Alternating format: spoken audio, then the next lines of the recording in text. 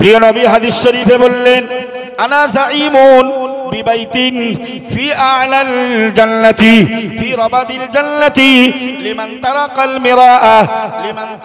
মিরাআ ওয়া ইন কানা মুহিকা আও কামা ক্বালা আলাইহিস সালাম।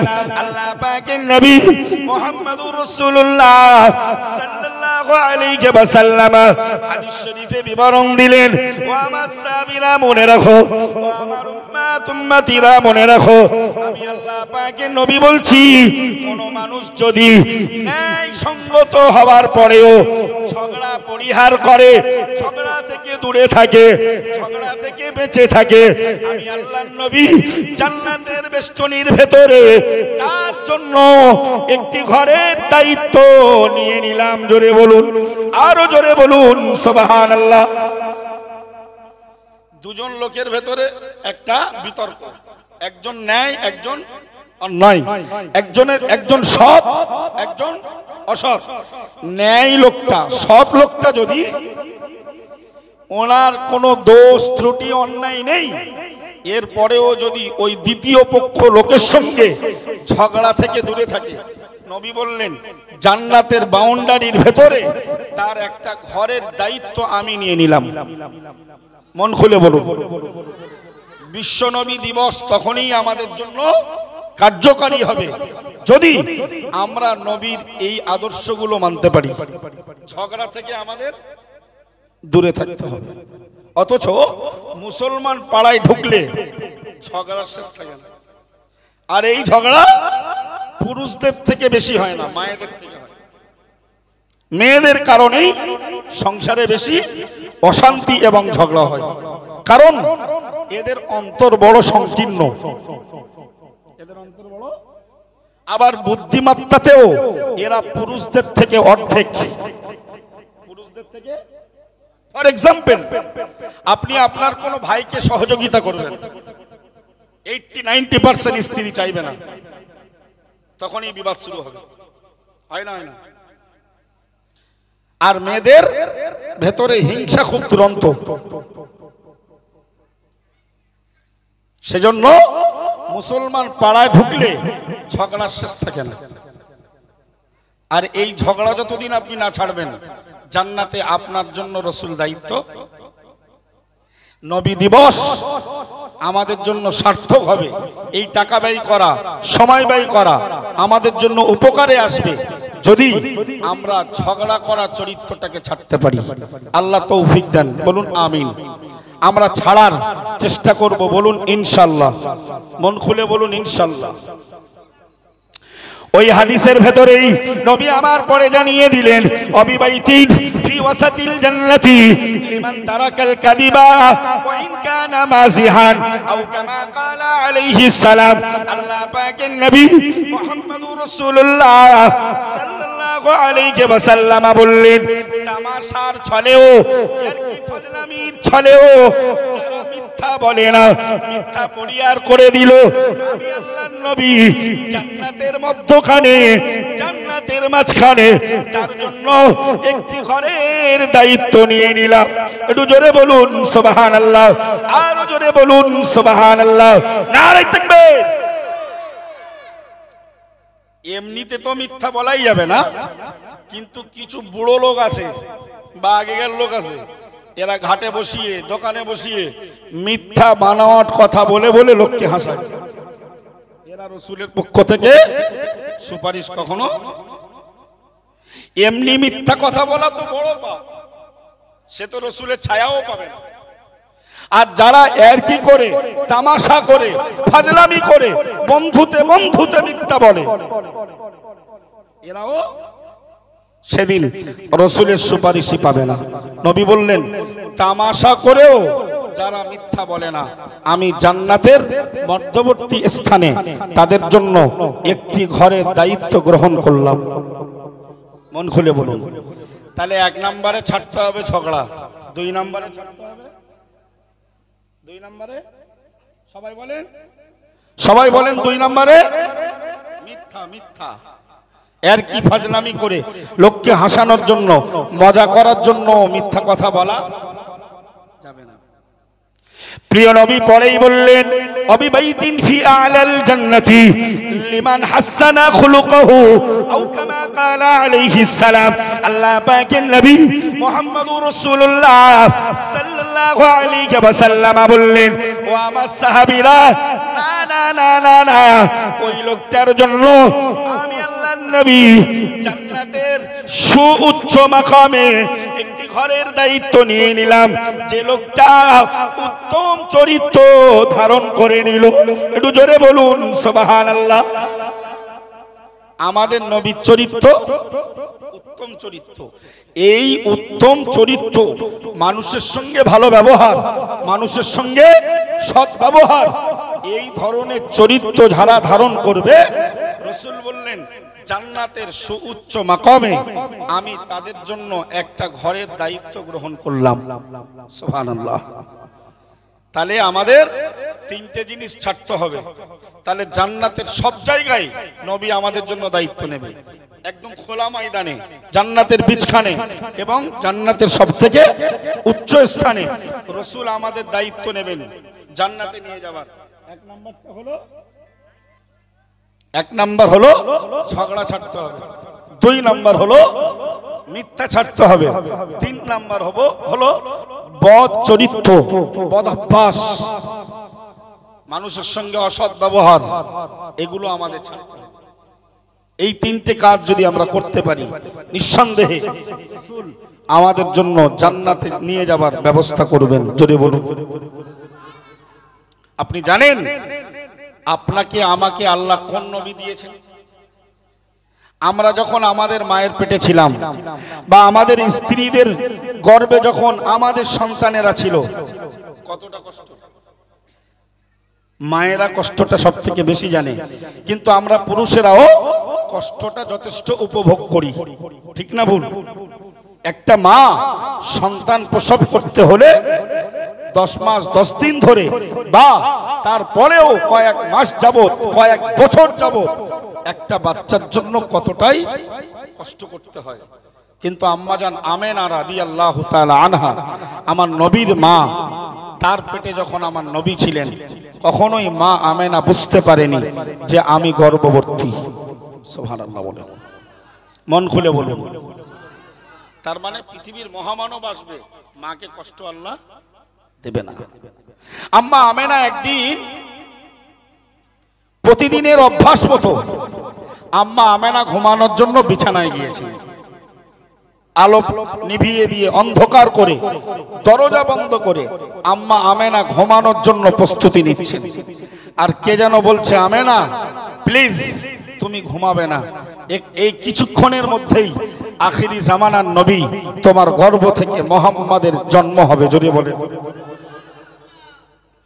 আমেনা হতভম্ব হয়ে পড়লেন, কেউ নেই, কে আমাকে সহযোগিতা করবে? ঘর বন্ধ, তালা বন্ধ, কে আমাকে সহযোগিতা করবে? উনি আবার কিছুক্ষণ ভাবতে, আর আমি গর্ভবতী, আমি তো জানতেই পারিনি আমি যে বাচ্চা প্রসব করব, প্রসবের কোনো যন্ত্রণা তো আমার। উনি কিছুক্ষণ ভাবতে ভাবতে, একাকিত্বের ঘর, স্বামী আব্দুল্লাহ তখন আর দুনিয়ায় ছিলেন না, ইন্তেকাল করেছিলেন। একাকী ঘরে ভাবতে ভাবতে আবার তন্দ্রাচ্ছন্ন ঘুমের ঘোর এসে গেল। আবার যেন কে ডেকে বলল, আমিনা আজকে তুমি ঘুমাবে না। আখিরি নবী, প্যারা নবী মুহাম্মদুর রাসূলুল্লাহ সাল্লাল্লাহু আলাইহি ওয়াসাল্লাম পৃথিবীর জমিনে এসে অন্ধকার মিটিয়ে আলোর প্রদীপ জ্বালাবে। জোরে বলুন। উনি এরপরে আরো খানিকটা ভেঙে পড়লেন, আমি বাচ্চা প্রসব করব, বাচ্চা আমার পেটে, আমার তো কোনো খবরই নেই। তাছাড়া যদি আমাকে বাচ্চা প্রসব করতে হয় তাহলে লাগবে তো কিছু ধন্যে বুড়ি। এখন ডিজিটাল যুগ, হসপিটাল নার্সিংহোম ছাড়া বাচ্চা প্রসব হয় না, কিন্তু আগের যুগে এলাকার কিছু দাদি নানি মা ছিল, তারাই বাচ্চা খালাস করাতেন। সুবহানাল্লাহ বলেন। কোনো ডিটারজেন্ট, কোনো ঔষধ, কোনো ইনজেকশন, কোনো ডাক্তার, কোনো নার্সিং ছাড়াই আল্লাহ সহজেই আগের যুগে সন্তান এবং কন্যাকে তাদের মায়ের পেট থেকে আল্লাহ সৃষ্টি করেছেন। সুবহানাল্লাহ বলেন। কিছুক্ষণ পরে আমেনার ঘরের ভেতরে ফিস ফিস করে একটু আওয়াজ পাচ্ছেন। এতক্ষণ ওনাকে এমনি জানানো হচ্ছিল, আর এরপরে উনি দেখতে পাচ্ছেন যে ওনার বন্ধ ঘরের ভেতরে কারা যেন কথা বলছে, কারা যেন হাঁটছে, তাদের পায়ের আওয়াজ শোনা যাচ্ছে। সুবহানাল্লাহ বলুন। আল্লাহর নবীর আম্মা জান আমেনা রাদিয়াল্লাহু তাআলা আনহা আর এক বিন্দু দেরি করল না, বুকের উপরে পাথর চাপা দেওয়ার মতো করে ভীত ভীত কণ্ঠে বললেন, আমার তালাবদ্ধ ঘরে, আমার বন্ধ ঘরের ভেতর হারাম হোক আর যাই হোক, সংসারে সচ্ছলতা বিলবে। তাহলে জুয়া, সুদ আর চুরি, তিনটে অসৎপন্থার কথা বলেছি সচ্ছলতার জন্য। মানুষ করে না? করে না। শুধু করে না, 100-র ভেতরে 99টা লোক জড়িত আছে। এবার চলুন একটা একটা করে, আমাদের বুদ্ধি আর বিবেক তো আমাদের বিবেচনা করে দিয়েছে, আমাদেরকে সজাগ করেছে, আর আমরা করছি। একটু দেখি আল্লাহ কি বলছে। মুসাকে তো বুদ্ধি বিবেকও বলছিল আর আল্লাহও বলছিল। আমাদের বুদ্ধি বিবেক বলেছে, আমরা করছি অনেকে, বা আগামী দিনে করব চিন্তা নিচ্ছি। তো একটু আমরা জিজ্ঞেস করি এ বিষয়ে আল্লাহর কি মতামত। চুরি, সুদ আর জুয়া। কোরআন শরীফের 7 পারা 3য় পৃষ্ঠা, সূরার নাম সূরাতুল মাইদা।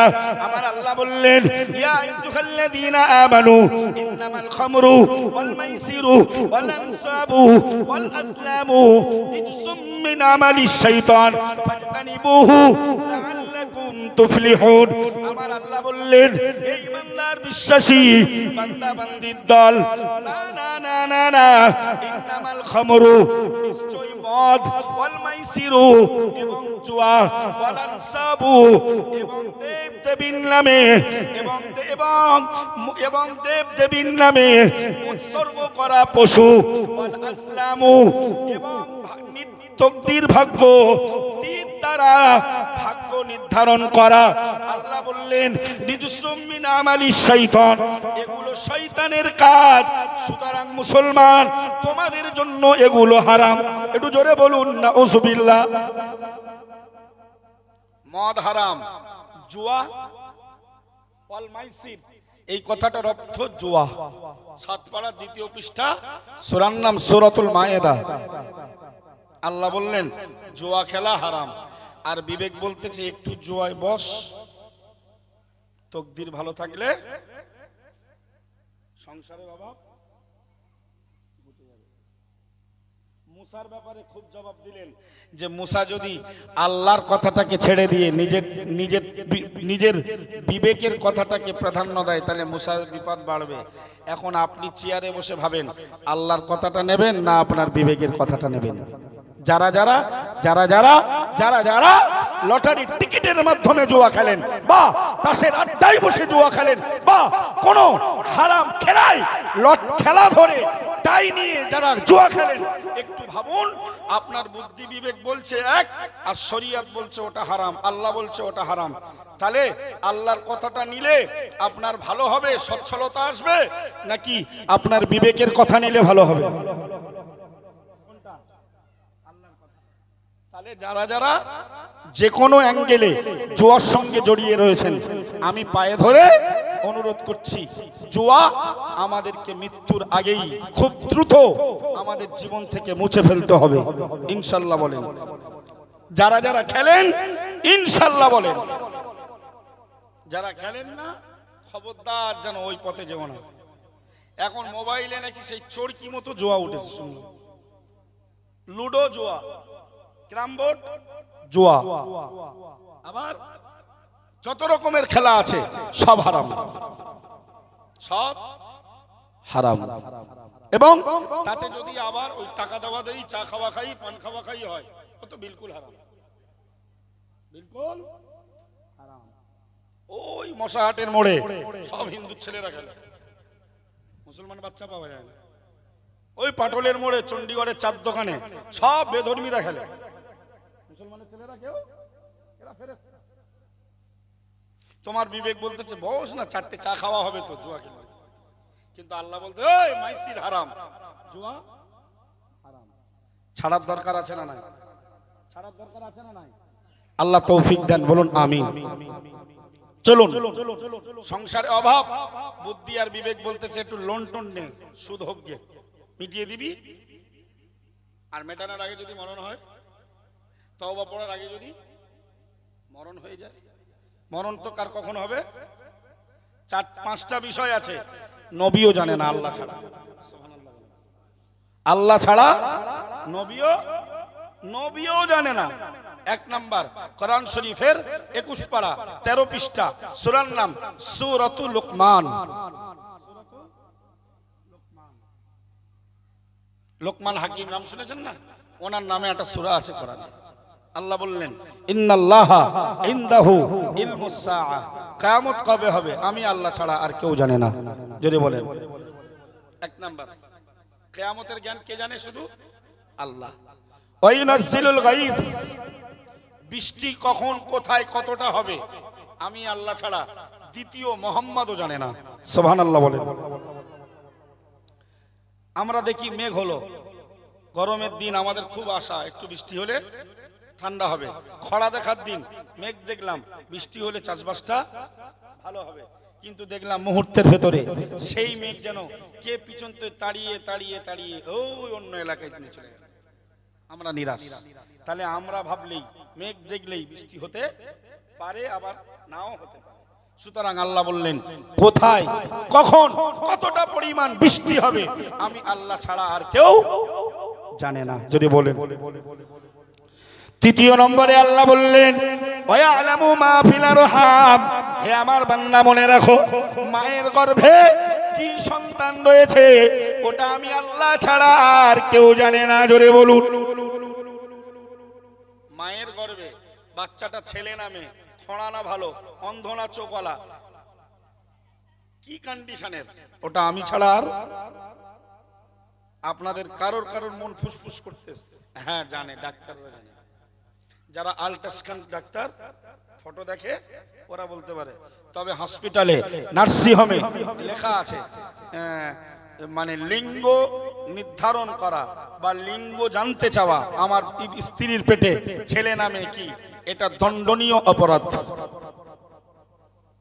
স্ত্রী যখন গর্ভবতী থাকে আল্ট্রাসাউন্ড করতে নিয়ে যাওয়া হয়, কোন ডাক্তারে আপনার বলে দিতে আর জিজ্ঞেস করলে আপনার নামে জেল জরিমানা হতে পারে। তাহলে এ দ্বারা প্রমাণ হয় যে আল্লাহ বললেন আমি ছাড়া কেউ জানি না, কিন্তু ডাক্তাররা জানে না। এর জবাব আমি দেবো, আপনাদের দিতে হবে না।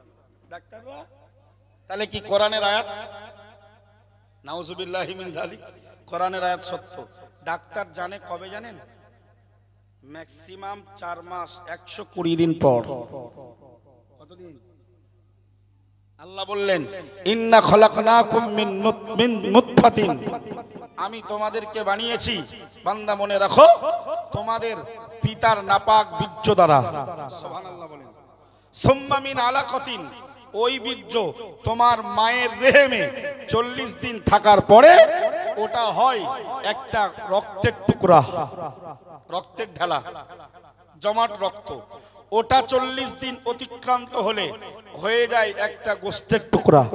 সুবহানাল্লাহ বলেন। কোরআনে আল্লাহ বললেন গোস্তের টুকরাটা আবার 40 দিন যাওয়ার পরে ওটা একটা দেহ স্ট্রাকচার তৈরি হয়। আমি চোখ, কান, হাত, পা, নাক, গলা সব তৈরি করে দিই। যদি বলি এরপরে জিব্রাইলকে বলি, জিব্রাইল আমার ওই বান্দা বা বান্দির ভেতরে রূহু সঞ্চারিত করো। মানে এতদিন পর্যন্ত আমরা মায়ের পেটে নড়া চড়া কিচ্ছু করিনি। মা 4 মাস পর্যন্ত কোন ছেলের মেয়ের পায়ের গুঁতো, ব্যথা, যন্ত্রণা কিচ্ছু অনুভব করিনি। সুবহানাল্লাহ বলেন। মন খুলে বলেন। আরে ভাই, এটা কোরআনে আল্লাহ শেখাচ্ছে আমাদের যে বান্দা তুই অহংকার করার আগে, আমার রাস্তা থেকে সরে যাওয়ার আগে আমার তোর ব্যাপারে আমার কৃতিত্বটা একটু জান, তোর সৃষ্টি কিভাবে এটা একটু জেনে আমার প্রতি কৃতজ্ঞ হবি না অকৃতজ্ঞ হবি, এটা তোর ফয়সালা। সুবহানাল্লাহ বলেন। এই 4 মাস 120 দিন কোন ডাক্তারের বাপ, তার বাপ 14 গোষ্ঠী যদি ডাক্তার হয়, এদের ক্ষমতা নেই মায়ের পেটে ছেলে নামে।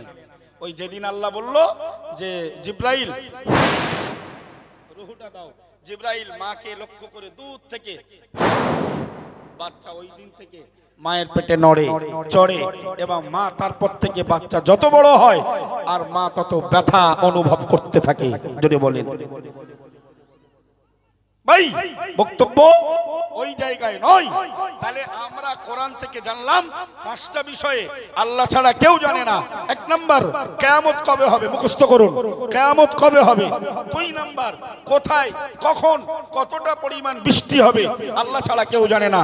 3 নাম্বার, মায়ের গর্ভে কি সন্তান রয়েছে, কোন কালারের সন্তান রয়েছে, কোন আকৃতির সন্তান রয়েছে, কতটা সুস্থ কতটা অসুস্থ সন্তান রয়েছে, এটা আমি আল্লাহ ছাড়া, যারা জানে ডাক্তাররা, ওটা আমি সব তৈরি করার পরে ওদের কলম চলে।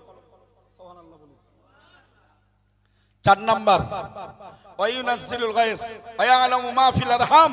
4 নম্বরে আল্লাহ বললেন আমা তাদরি নাফসুম মাদা তাকসিবু গাদা, কে আগামী কাল কি খেয়ে বেঁচে থাকবে, কার নসিবে আগামী কাল কি রুজি দেব, এটা আমি আল্লাহ ছাড়া কেউ। এই আজকের অনেকের বাড়িতে মেজামাই এসছে, অনেকের বাড়িতে শ্বশুর শাশুড়ি এসেছে, অনেকের টার্গেট হয়ে গেছে, আজকে যা হয়েছে হয়েছে, কালকে একটু বিরিয়ানি, কালকে একটু পালোয়া, কালকে একটু ওই, কালকে সেই। হঠাৎ করে দেখা যাচ্ছে কোন এক বাড়ির মেম্বার বিরাট অসুস্থ, ওর আর ওই খাওয়া টার্গেট ওর, অ্যারেঞ্জ ওর, কিন্তু তার আর খাওয়া হবে না হসপিটালের বেডে। আল্লাহ না করুক, বলুন আমিন। হয় না হয় না, কাল বিরিয়ানি খাবো, আজ হঠাৎ এমন পেট ব্যথা, ব্যাস খাওয়া শেষ। সুতরাং আল্লাহর কোন বান্দা আগামী কাল কি খেয়ে বাঁচবে, জীবন ধারণ করবে, এটা আল্লাহ ছাড়া কেউ কেউ। এটা 4 নাম্বার। 5 নাম্বার, অথচ এই খাবার জন্য মারামারি, এই খাবার জন্য নেই নামাজ, এই রোজগারের জন্য নেই দিন, এই রোজগারের জন্য নেই খোদার শরিয়াত, এই রোজগারের জন্য ইসলামের কোনো ছায়া আমরা ধরতে চাই না। 5 নম্বরে আল্লাহ বললেন আমা তাদরি নাফসুম বিআইয়ি আরদিন তামুত, কোন ব্যক্তি পৃথিবীর কোন স্থানে কিভাবে কখন মারা যাবে, আমি আল্লাহ ছাড়া আর কেউ। কেউ গাড়ির তলায়, কেউ সাগরের তলায়, কেউ পানির তলায়। বন্যা হচ্ছে দেখেছেন, হুগলি হাওড়া মেদিনীপুর সব বন্যা পানির তলায়। কিছুদিন আগে আমরা দেখলাম আমাদের ফারাক্কার বাঁধ খুলে দিল ভারত সরকার, পুরো বাংলাদেশ প্রায় পানির তলায়, হাজার হাজার মানুষ। ওরা কি জীবনে ভেবেছিল এভাবে আমরা পানির তলায় ডুবে মারা যাব? ভেবেছিল? সুতরাং কে কখন কোথায় কিভাবে কোন সময় মারা যাবে আমি আল্লাহ ছাড়া কেউ বলতে পারবে না। হযরত নবী মুসা কালিমুল্লাহ আলাইহিস সালাম বললেন, হে আমার উম্মত উম্মতিরা, তোমরা ভয় পেও না, ইন্না মাইয়া রব্বি, আমার রব আমার সঙ্গে রয়েছে, সায়াহাদিন, খুব শীঘ্রই তিনি আমার রাস্তা বলে দেবেন। যদি বলেন আল্লাহ ওহী নাযিল করলো, ও নবী মুসা আলাইহিস সালাম, অদরিব বিয়াসাকাল বাহর, তুমি সাগরের উপরে তোমার লাঠিটা ছেড়ে দাও। আল্লাহ পাকের নবী মুসা কালিমুল্লাহ আলাইহিস সালাম আর এক বিন্দু দেরি করলো না, এক বিসর্গ বিলম্ব করলো না। আল্লাহ পাকের নবী নিজের বুদ্ধি আর বিবেকের কথা অ্যাভয়েড করে দিলেন, ছেড়ে দিলেন। আল্লাহর সিদ্ধান্তকে মাথার উপরে তুলে সম্মান জানিয়ে নিজের লাঠিটা লোহিত সাগরে যেই টাচ করে দিল, ফানফালাকা ফাকানা কুল্লু ফিরকিন কাত্তাউদিল আযীম, আমার আল্লাহ জানিয়েছেন সঙ্গে সঙ্গে 12টা ব্রিজের ব্যবস্থা হয়ে গেল। জোরে বলুন, আরো জোরে বলুন সুবহানাল্লাহ। মুসা নবীর কওম ছিল 12 গোত্রে বিভক্ত, আল্লাহ 12টা রাস্তা তৈরি করে দিবেন। ওরা এক এক গোত্র এক এক রাস্তা ধরে লোহিত সাগরের এপার থেকে সিরিয়ায় প্রবেশ করলো। জোরে বলুন। আর ফেরাউনরা এরা এই রাস্তা দেখে খানিকটা আশ্চর্য হলো, কিন্তু শত্রুপক্ষ বধ করতে হবে, মেরে তাড়াতে হবে, এই চেতনায় এরা যাব না যাব যাব না যাব না যাব না যাব না এই চিন্তা করতে করতে হঠাৎ ওই রাস্তায় ওরাও নামলো, ঠিক মাঝ পজিশন, আল্লাহ পুরো ডুবিয়ে শেষ করলেন। সুতরাং আমাদের সবার সঙ্গী কে বলুন? আল্লাহ। সব সময় বিপদে আপদে, বালা মুসিবতে, রোগ শোকে, অভাবে, সব সময় রোগের সময় আল্লাহকে ডাকবেন। আল্লাহ বললেন, বান্দা তোমরা আমাকে ডাকলে আমি তোমাদের ডাকে সাড়া দেই। জোরে বলুন। আল্লাহ বলেছেন, উদউনি রাব্বাকুম, তোমরা আমাকে ডাকো। উদউনি, আমাকে ডাকো, আমি তোমাদের ডাকে আস্তাজিব লাকুম, আমি আল্লাহ তোমাদেরকে ডাকে সাড়া দেব, উত্তর দেব। জোরে বলুন। তাহলে ভাই আমরা জানলাম যে খাওয়ার জন্য, সংসারের সচ্ছলতার জন্য কিছু লোকে লোন, বন্ধন লোন, ব্যাংকের লোন, এ লোন সে লোন, খাওয়া হয় না, একটা টোটো কিনবো, লোন নেব, হয় না, হয় না? তাই এগুলো সব খাওয়ার ধান্দায়, অথচ খাওয়ানোর মালিক আল্লাহ। বললেন, কে কি খাবে না খাবে কালকে ওটা আমি সব ওর জন্মের শুরু থেকেই লিখে রেখেছি। জোরে বলুন। এই লোন বা সুদ দেওয়া বা নেওয়া এটা হারাম। কোরআনকে জিজ্ঞেস করলে কোরআন বলে দিল, ইন্নাল্লাহা আহাল্লাল্লাহুল বাই'a ওয়া হাররামার রিবা, নিশ্চয়ই ব্যবসা হালাল এবং সুদ হারাম। তাহলে বিবেকার বুদ্ধি বলছিল লোন নে, সংসারে উন্নতি হবে, মেয়েটার বিয়ে হয়ে যাবে। আর আল্লাহ বলছে সুদ হারাম, সুদ হারাম। কোনটা নেবেন? নেওয়া উচিত আল্লাহটা। তাহলে লোনের ব্যাপারে কিন্তু আর লোক সংখ্যা কম এটা আর বলা যাবে না, যথেষ্ট বেশি। যারা নিয়ে ফেলেছেন খুব দ্রুত লোনগুলোকে পরিশোধ করে দেন। আমি অনুরোধ করছি কমপক্ষে বিশ্বনবী দিবসের মাহফিলে আর নিয়ত করে নেন, আর কোনোদিন নেব না, আর আল্লাহর কাছে খালিস নিয়তে তওবা পড়ুন, আল্লাহ মাফ করে দেবেন। সুবহানাল্লাহ বলেন। কিন্তু লোনের সঙ্গে জড়িয়ে যদি আপনি মরেন, ছেলের সুখের জন্য, মেয়ের শান্তির জন্য, স্ত্রীর ভালো পরিষেবা দেওয়ার জন্য, ভালো ঘর করার জন্য, আপনার মরার পরে আপনার কবরে কেউ যাবে না এরা। আরেকটা উদাহরণ দেই। চাচা আব্দুল কাদের গ্রামে মারা গেছে। চাচা লোন, সুদ, ঘুষ, জুয়া এই সেই সংসারের উন্নতির জন্য করত। চাচা আব্দুল কাদেরের স্ত্রী ধরে নেন আসমা বেগম। আসমা, চাচা আব্দুল কাদের মরে গেছে, তা চাচিমা আসমা বেগমের বলা হচ্ছে, চাচিমা আপনি রেডি হন, চাচারে তো এই জোহর পর মাটি দেব, তো এই জোহর থেকে আজকে রাতটা আপনি চাচার কবরে থাকবেন। আপনি তার লাইফ পার্টনার, জীবন সঙ্গিনী, সুখ দুঃখের ভাগিদার। আপনার সঙ্গে কত চাচা প্রেম আদান প্রদান করেছে, মহাব্বত আদান প্রদান করেছে। ওই চাচা আসমা বেগম চাচিমাকে বলা হবে, চাচিমা তুমি তোমার মেয়ে ফাতেমাকে বিয়ে দিয়েছো, তুমি তোমার মেয়ে রহিমাকে বিয়ে দিয়েছো। প্রথম রাত্রে শ্বশুর শাশুড়ি তার পরিবার কি ব্যবহার করে না করে, তাই নানি দাদি এরকম একটা খাটে বড়ি পাঠিয়েছিল। পাঠায় না প্রথম দিনের রাতটা কিভাবে কাটবে না কাটবে, নতুন বাড়ি, আরে ওটা তো তবু দুনিয়ায় দেখা যায়, কিন্তু কবর এমন একটা বাড়ি দেখা। তো চাচিমা আব্দুল কাদের চাচার স্ত্রী মারা গেল, জোহরের পর মাটি হবে। আসমা বেগমকে বলা হয়, যদি নতুন কাপড় চোপড় পরে রেডি হও, চাচার কবরে ওই অন্ধকার কবর, ওপর দিকে একটু খোলা ছিল, চাচিমা ওটাও আমরা বাঁশ, খড়, বিচিলি, পাটি এই সেই দিয়ে, আবার তার উপরে মিনহা খালাকনাকুম ওয়া ফিহা নুঈদুকুম ওয়া মিনহা নুখরিজুকুম বলে বোঝা বোঝা মাটি চাপিয়ে চাচার জানলা, দরজা, ঘর সব বন্ধ করে দেবো। একটু বলুন, মেয়ে যদি এখান থেকে ওই বাড়ি গিয়ে খাটে বুড়ি তারা থাকতে না পারে, তাহলে চাচা একা কি করে থাকবে? চাচিমা আপনার সঙ্গে হেভি প্রেম ছিল, তোমার জন্য চাচা সুদ খেয়েছে, তোমার জন্য, তোমার সুখের জন্য চাচা লোন নিয়েছে, তোমার সুখের জন্য চাচা মিথ্যা কথা বলে রোজগার করেছে, তোমার সংসারের শান্তির জন্য চাচা জুয়ার আওতায় গিয়েছে। চাচি রেডি হও। আসমা বেগম রেডি হবে বলে মনে হয়? আসমা বেগম বিরাট কাঁদবে, বিরাট চোখের পানি জড়াবে, সব অভিনয়। একদিন, দুদিন, 3 দিন, 4 দিন, 5 দিন আব্দুল কাদেরের কথা ভুলে যাবে। বয়স যদি একটু হালকা গোছের হয়, 3 মাস 10 দিন পরে বের প্ল্যান নেবে। ঠিক বলছি না ভুল? তাহলে মুসলমানের ছেলেদের মাথায় কি গোবর পোকা ঢুকেছে? এদের সুখের জন্য এত লোন, সুদ, ঘুষ, জুয়া। আমি ভাবাতে পারছি বলে মনে হচ্ছে কি?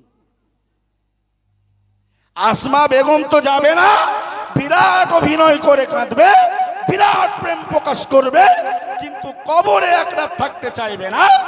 এবং চাচা মরার পরে চাচির যদি মোটামুটি বিয়ের বয়স থাকে, 3 মাস না খেতে খেতে পাত্র রেডি হয়ে যাবে। সমাজে হয় না, হয় না? চলুন চাচিমার কথা ছাড়ি, ছেলে বড় মাস্টার হবে, ডাক্তার হবে, ব্যবসায়ী হবে, ছেলের বিয়ে দিতে হবে, একতলা বাড়ি করতে হবে, চল 1 লাখ টাকা একটা লোন। কার জন্য নিলেন?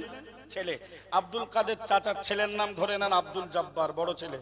কোচিরে যদি বলা হয়, কোচি তোর বাপ এত মহব্বত করতো, তোর জন্যই তো খেটে খেটে লোকটা একেবারে জীর্ণ শীর্ণ হয়ে গেল, তুই কমপক্ষে রেডি হ, তোর মা তো যাবে না, ভয় করছে, তো কবরে কি করে বলতো তোর বাপটা রেখে আসি, একটা দিন কমপক্ষে থাক, তাহলে তোর বাপের একটুখানি ওখানে সাহস হলে তুই চলে আসিস কোন। আব্দুল কাদের চাচার বেটা, বড় বেটা আব্দুল জব্বার দেশ পেশ পড়ে রেডি হবে, তাই না? ও বিরাট কাঁদবে, বিরাট অভিনয় করবে, হ্যাঁ, খাওয়াবে লোকের, কাপড়ের কাপড় দেবে, খাটিয়া কাঁদে নিয়ে যাবে। হুজুর একটু বলে দেবেন আমার আব্বার যদি ঋণ টিন থাকে আমি পরিশোধ করে দেবো। কোচির যদি বলি, কোচি চল, তোর বাপের কি করে ওখানে একা রেখে আসবে, এত মায়া মহব্বত ভালোবাসা।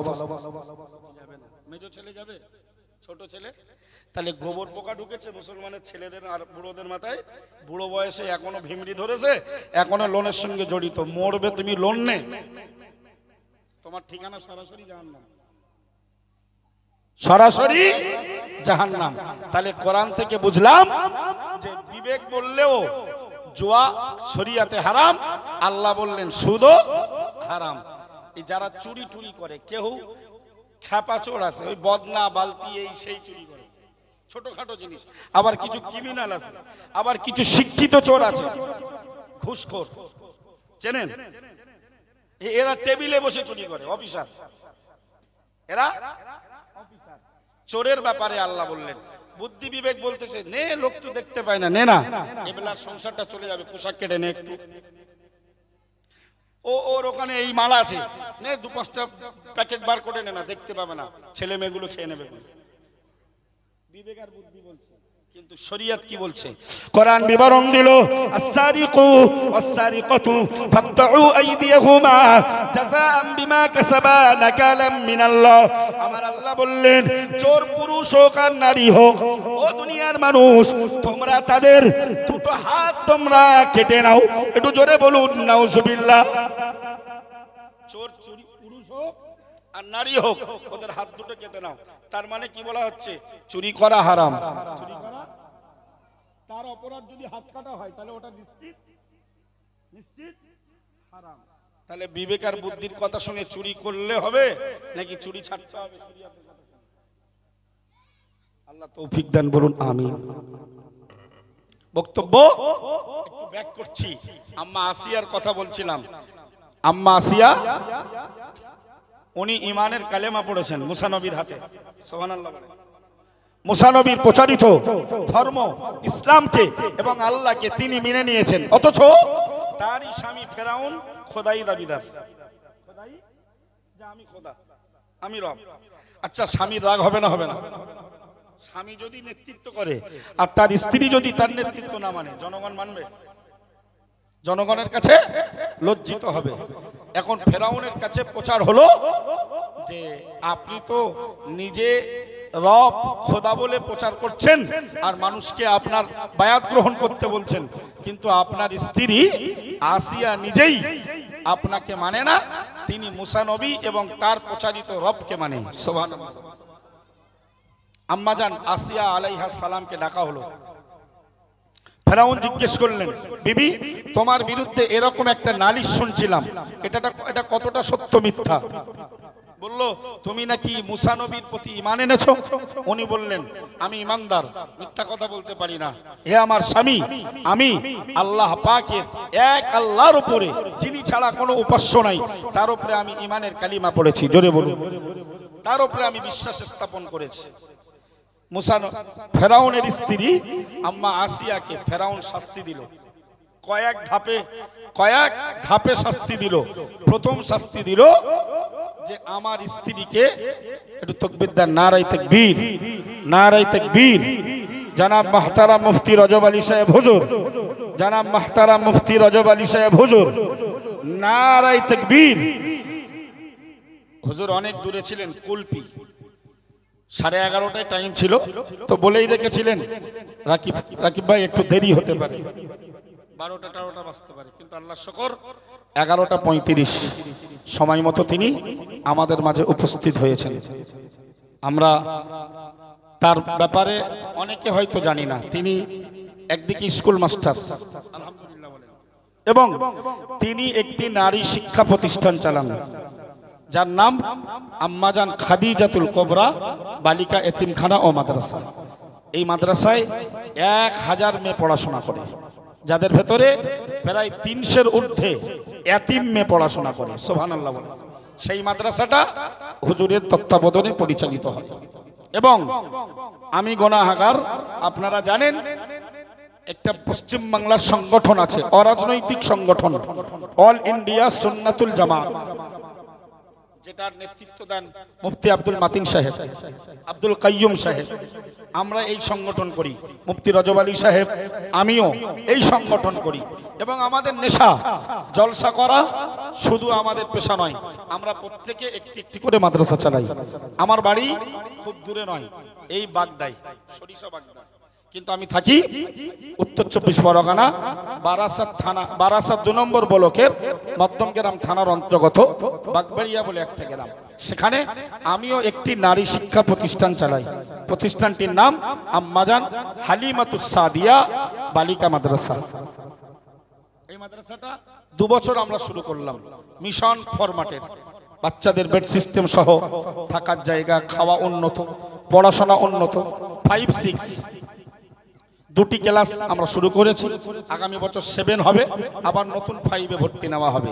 আপনাদের গ্রামের এই জলসার কমিটির ভেতরে একজন আছেন ভাই আব্দুল খালেক সাহেব, তিনি আমার মাদ্রাসায় গিয়েছেন, মেয়ে ভর্তি করতেও চেয়েছিলেন। একটু দূরের জন্য সংগঠনের আরেকটি অন্য মাদ্রাসা ক্যানিং থানায়, ক্যানিং জীবনতলা থানা আমাদের মাদ্রাসা আছে, মাদ্রাসা আমিনিয়া মাদ্রাসাতুল বানাত, সেখানে মেয়ে পড়ে। তবে কথা হয়েছে উনি আবার 6-এ মেয়েটা আমার ওখানেই তুলে দেবে। তো আমরা এই দ্বীনি শিক্ষা প্রতিষ্ঠানগুলো পরিচালিত করি। আমাদের ছেলেদের সবথেকে বৃহৎ মাদ্রাসা হলো আমাদের সংগঠনের জামিয়া রহমানিয়া, যেটা বসিরহাটে গোপালপুরে অবস্থিত। ভাই, আমাদের এই সংগঠনের প্রতিষ্ঠানগুলোর ব্যাপারে সবাই আপনারা খবর রাখেন না, কিন্তু অনেক মানুষ আমাদের এই প্রতিষ্ঠানগুলো, আমাদের কর্ম, আমাদের সংগঠনের ব্যাপারে আপনারা যথেষ্ট খবর রাখেন। আমি আমার ইতিবিক্ষিপ্ত বক্তব্য শেষ করব। মুফতি রজব আলী সাহেব হুজুর তিনি ধীরে ধীরে আমাদের কাছে স্টেজের দিকে আসছেন। যারা বাইরে আছেন, ঘোরাফেরা করছেন, একদম দেরি করবেন না। সময় মতো, নির্ধারিত সময়, তিনি অনেক দূর থেকে, গতকালকে উনি হায়দ্রাবাদ ছিলেন, আজকের কুলপি প্রথম জলসা করে আবার মনে হয় দিনের বেলা স্কুল করেছেন, করে আবার আমাদের মাঝে এসেছেন। ক্লান্ত দেহ, ক্লান্ত শরীর, তিনি আমাদের মাঝে আসছেন, জ্ঞান গর্ব আলোচনা করবেন। কেউ সময় বিনষ্ট করবেন না। অনতি বিলম্বে প্রত্যেককেই মাহফিলে আসার জন্য অনুরোধ করছি। একটু তাকবীর দান, নারায়ে তাকবীর, নারায়ে তাকবীর। সিলসিলায়ে মুজাদ্দিদুজ জামান অল ইন্ডিয়া সুন্নাতুল জামাত জনাব মুহতারাম মুফতি রজব আলী সাহেব হুজুর, জনাব মুহতারাম মুফতি রজব আলী সাহেব হুজুর বাৎসরিক ঐতিহাসিক মিলাদুন নবী জলসা চণ্ডীগড় গ্রামবাসী বৃন্দ নারায়ে তাকবীর। আমি আমার ভাষাগত ত্রুটির জন্য ক্ষমা চাচ্ছি। ইতিবিক্ষিপ্ত বক্তব্য এখানেই সমাপ্ত। আমা তাওফীকি ইল্লা বিল্লাহ। আখিরু দাওয়ানা আনিল হামদুলিল্লাহি রাব্বিল আলামিন।